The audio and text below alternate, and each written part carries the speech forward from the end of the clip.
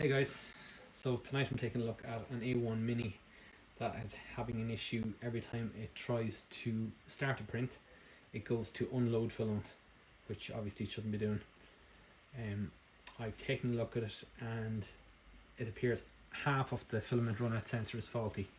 So if I take this down here for a second, if I move this filament in and out of the sensor, down here you'll see there's a little focus on that.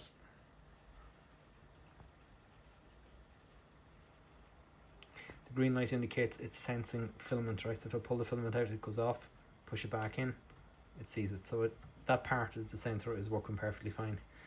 But every time he goes to start a print, it fails and it just tries to unload filament.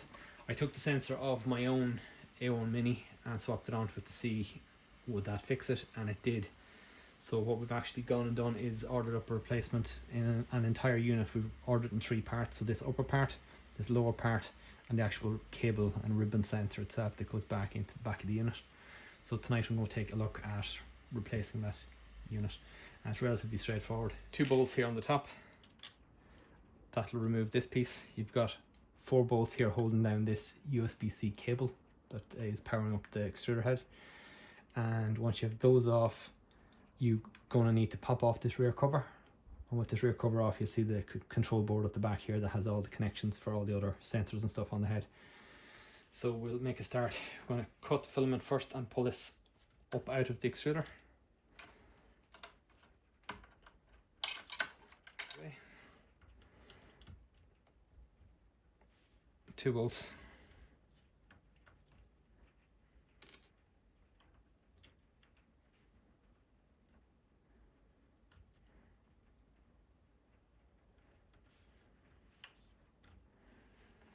And that'll allow this sensor to pull up.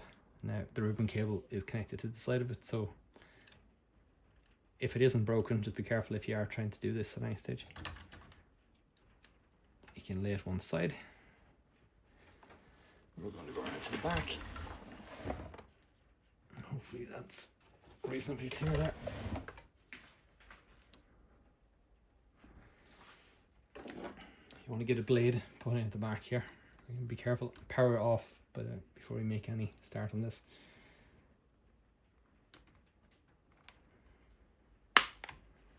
Just prise it slightly and the back will come off.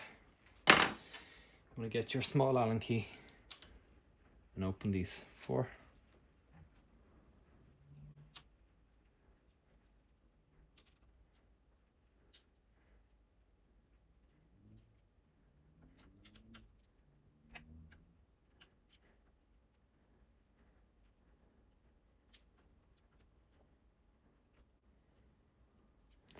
With those 4 removed, we should be able to pull this cable up off the board. Just pull straight up, like so. It's just a regular USB-C cable. So, move this a bit better again. So once you have the back cover off, you'll see there are multiple connections in here, and you're going to have to release all of them. So I'm just going to use the edge of the Allen key here just to loosen it.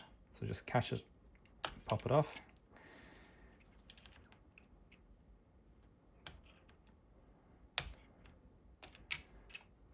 And do that for each of the 4. If you have nails, you probably won't need the Allen key. So just move the cables. There's a slot in each corner of the board for these cables, so just move them to the relative corner. And now you're going to see that there's 3 bolts in here. 1 in this corner, 1 up in this top left hand corner, and 1 in the top right hand corner. And you're going to need to remove those as well. That'll allow the board to come out. So again, it's the small Allen key again.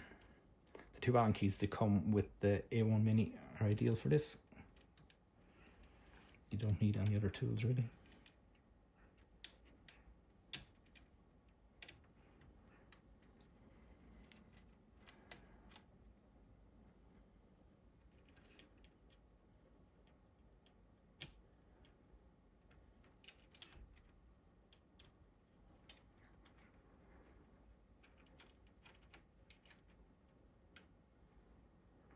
So move the board out gently.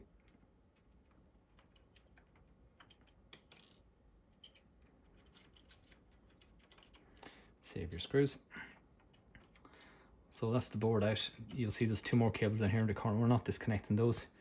You want to just get access to this top cable here. So this clip, black clip, you just catch it and pull it down like so, and that'll release the ribbon cable, and you slide it up out of position, and that'll then allow this to pull out from the front like so, and that's your entire unit in one piece.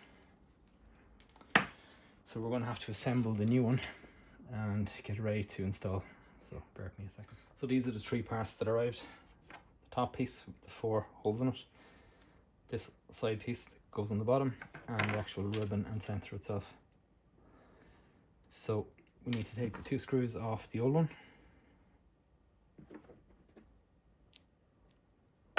Small hanky. Actually going to transfer these 2 screws onto the new sensor.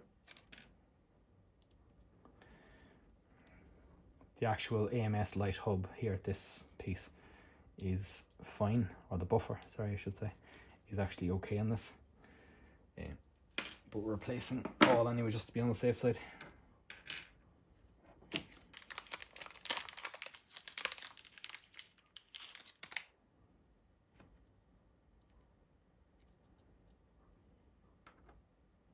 So these 2 just slide together. Sorry, if you just turn this upside down and just push like this, it should pop it into place, like so.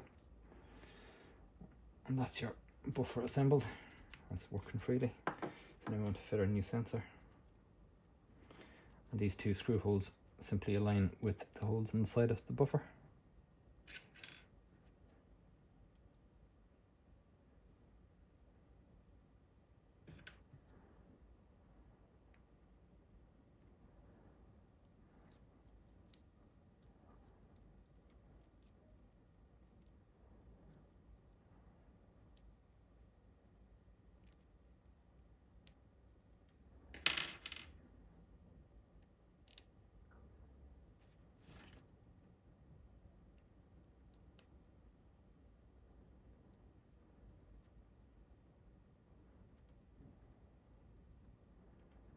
So that's our buffer and sensor assembled.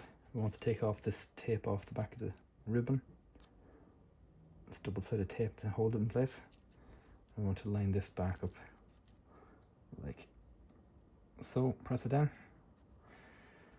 That's your entire unit. So now we're going to be inserting this back into the printer and reinstalling. So get your ribbon cable and you want to push it in through this hole here and slide it across the top of the motor.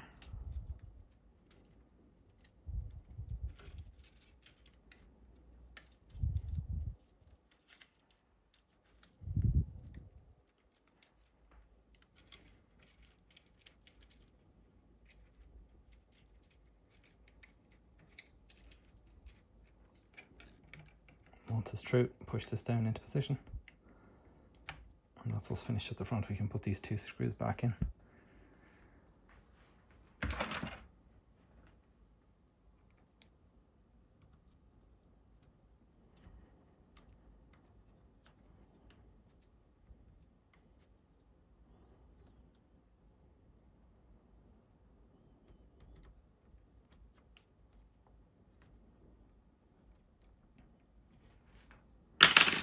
Now if we turn this back around,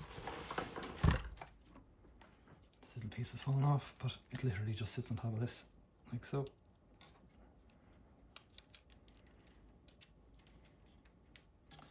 So we want to put this back up into position and we want to get our sensor cable, slide it down into this connector.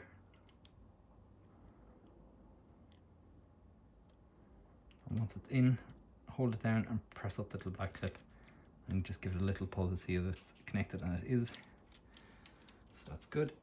I just want to make sure all the cables are back in the corners they're supposed to be in. Tuck back in our ribbon cable.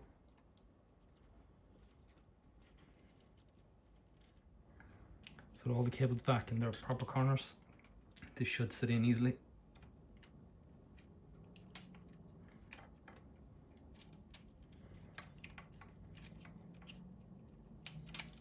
That's it, back in.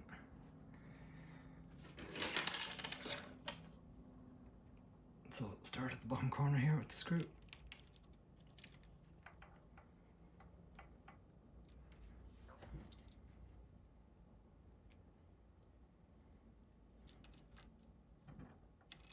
Upper left.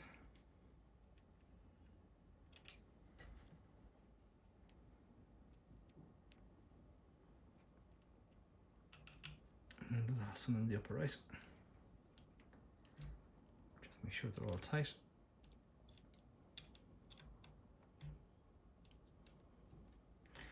And then we're going to start reconnecting our cables. So we'll start with this black cable up here at the top.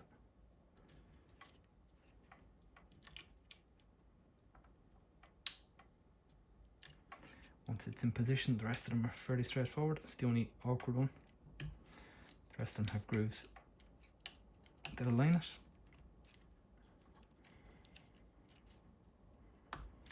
With all those back in, just tuck the cables back into position.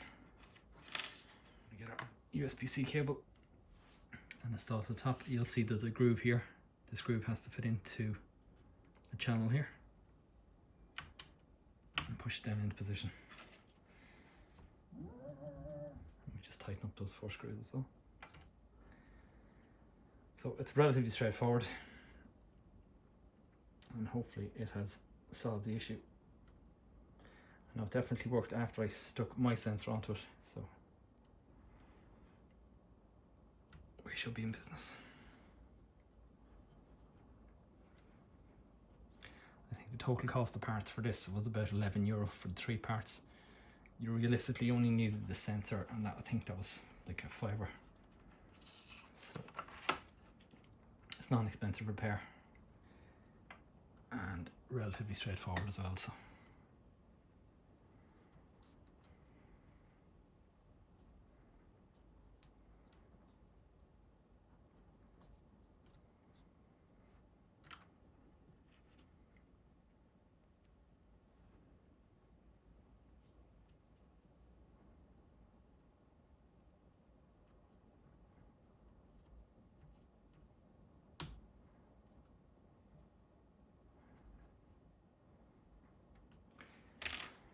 I'll just refit the back cover. This little tab goes to the bottom. Sorry. It literally just pops on. That's it, done. So we're going to power this back up and check for functionality. Oh, reinstall PTFE.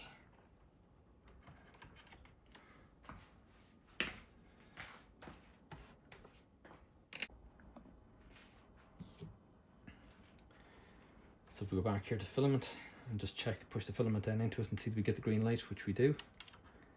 So the sensor is connected and working. So we push our PTFE down fully and we're going to load filament.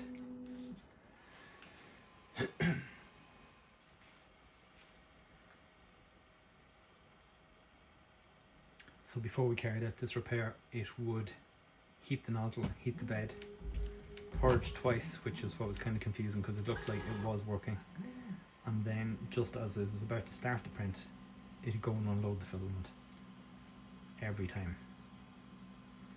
So fingers crossed this is it sorted.